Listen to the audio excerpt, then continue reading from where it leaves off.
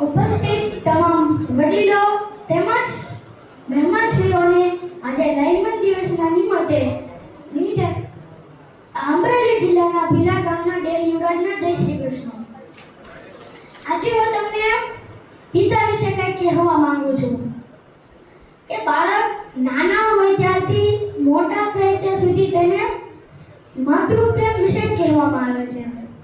ક્યારે પણ અને કંઈ પણ પિતૃપ્રેમ વિશે કહેવામાં આવતો નથી કે તેમના વિશે લેખ પણ લખવામાં આવતા નથી. હું માતાનો વિરોધ નથી કરતો, પરંતુ પિતાનું મહત્વ કહેવા માંગુ છું. પિતા શબ્દ તો સૌ કોઈ જાણે છે, તેનું કોઈ મર્મ કોઈ જાણે છે નહીં ને? તો ચાલો આજે હું જણાવું.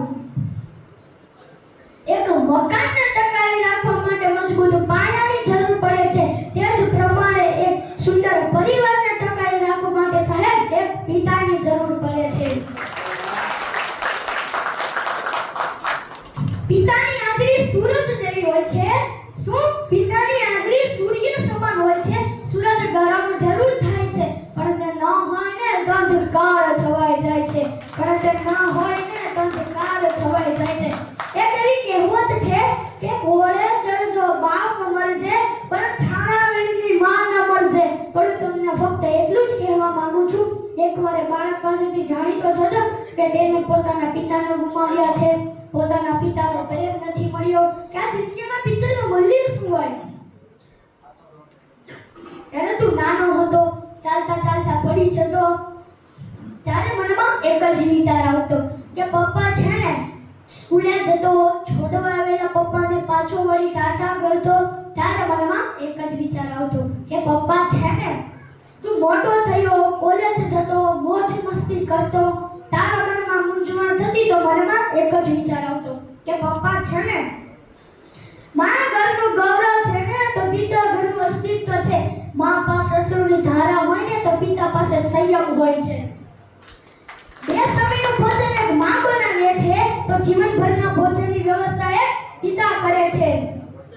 જીવનભરની ભોજનની વ્યવસ્થા પિતા કરે છે. કારણ કે આપણે પડી જઈએ કે ઠોકર વાગે ને તો આપણા મોંમાંથી ઓ માં કેમ નીકળી જાય છે. કારણ કે આપણે રસ્તો પાર કરતા આપણી બાજુમાં અચાનક ટ્રક આવીને આપણી પાસે અચાનકથી બ્રેક મારે તો આપણા મોંમાંથી ઓ બાપ રે કેમ નીકળી જાય છે. જેમ કે આપણે નાના સંકટોમાં માને યાદ કરીએ છીએ, તેમજ આપણે મોટા સંકટોમાં પિતાને યાદ કરીએ છીએ. હું તમને ફક્ત એટલું જ કહેવા માંગુ છું, મને મારા પપ્પા કરતા સાંજ વધારે ગમે છે. કારણ કે મારા પપ્પા તો મારી માટે ફક્ત સારા રમકડા જ લાવે છે. ત્યારે સાંજ તો મારા પપ્પાને જ લઈને આવે છે. જ્યારે સાંજ તો મારા પપ્પાને જ લઈને આવે છે. જ્યારે સાંજ તો મારા પપ્પાને જ લઈને આવે છે. તો પપ્પા એક એવી વ્યક્તિ હોય છે કે જેના પડછાયામાં સંતાનોનો પણ રાજ હોય તો બાપ એ હસ્તી છે કે જેના પગરખામાં પણ સંતાનોનો પ્રેમ હોય છે. માં એક એવી બેન છે જ્યાં સુખ દુઃખ બંને જમા કરાવી શકતા હોય. તો હું કહું છું કે પિતા એક એવી વ્યક્તિ છે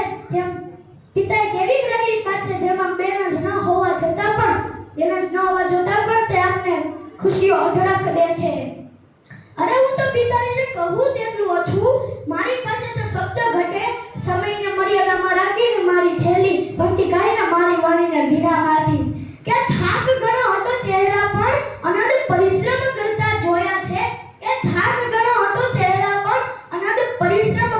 જોયા છે. આંખમાં ઊંઘ હતી ઘણી છતાં ચિંતામાં જાગતા જોયા છે. તકલીફ ચારે બાજુ હતી તથા એકલા હાથે લડતા જોયા છે. વ્યક્તિ એક હતી, વિશેષતા અનેક હતી. પિતા સ્વરૂપે મેં સર્જનહારને જોયા છે. હું એક લાઇનમેન માણસને એક જ વિનંતી કરું